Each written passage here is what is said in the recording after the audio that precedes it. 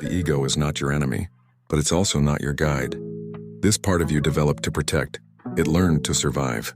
It was shaped by childhood patterns, cultural rewards, identity trauma, spiritual conditioning, and the desperate desire to feel like something solid in a shifting world.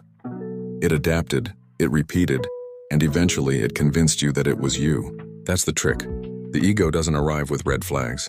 It doesn't sound foreign. It sounds like your own inner narrator, and that's what makes it convincing. Its voice carries your vocabulary, your cadence, your memory, and yet something in it always feels reactive. Always rushing, defending, grasping for clarity, but rarely finding peace. The ego speaks in fast decisions.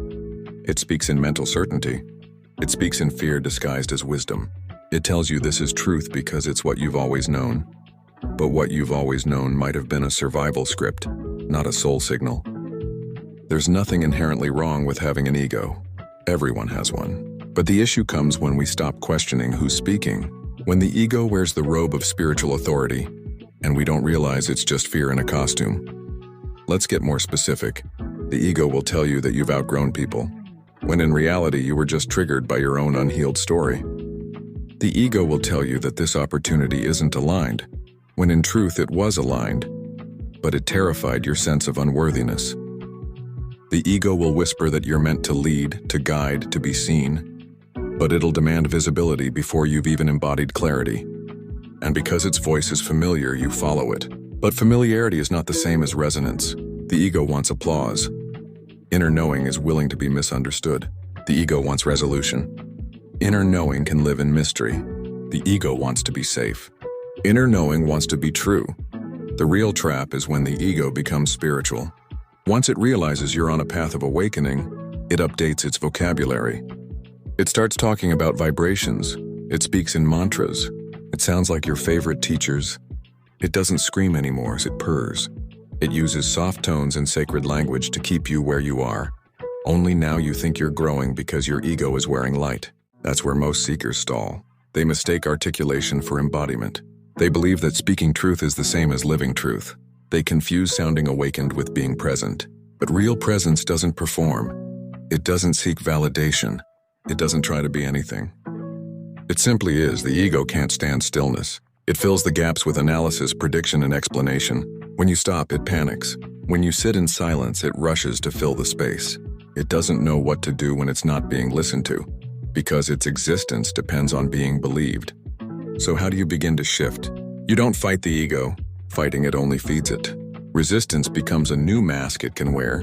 Instead, you witness it. You observe the moment it speaks and ask a simple question. Who is speaking right now, or fear or clarity? The moment you ask, you create space. The moment you pause, you step back into your center. The ego collapses in that space because it cannot survive outside of reaction. It cannot hold form in presence. Here's the truth, the ego helped you. It kept you alive when you were still learning to feel. It gave you identity when you didn't have the tools to navigate raw truth. It played the part it was given. But it was never meant to be the director.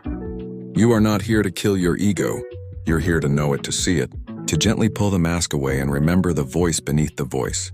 Because that voice, the one that speaks without fear, without rush, without needing proof, that voice isn't trying to win. It's not trying to perform. It's not even trying to be right.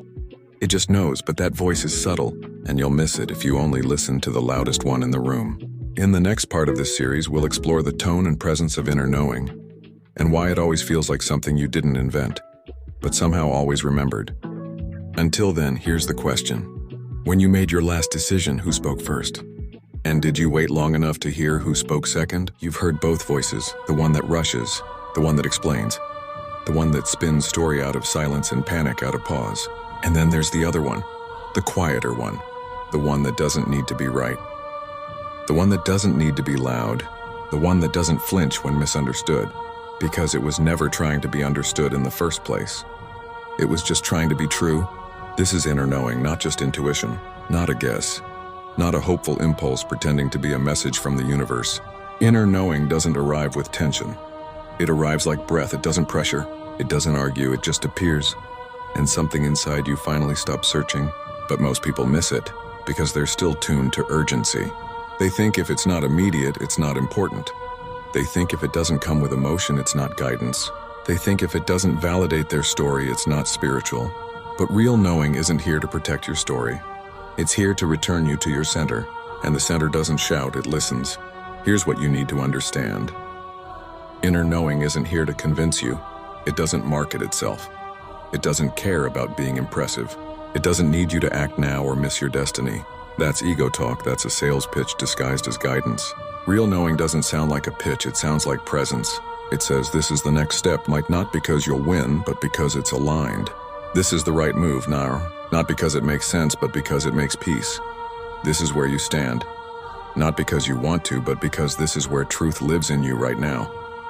And that might change, but real knowing doesn't need permanence. It doesn't ask to be obeyed forever. It just asks to be heard now. The reason it feels so different from the ego is because it isn't trying to be you. It is you. Not the you that was created by conditioning, not the you that survived through performance, but the you that existed before you were given a name. When inner knowing speaks, it's like the space inside you stretches open. You don't feel puffed up. You don't feel pushed forward. You feel still, clear. Not always calm, but clear. And clarity is enough. So how do you tell the difference in real time? Ask yourself this. Does this voice create anxiety or stillness?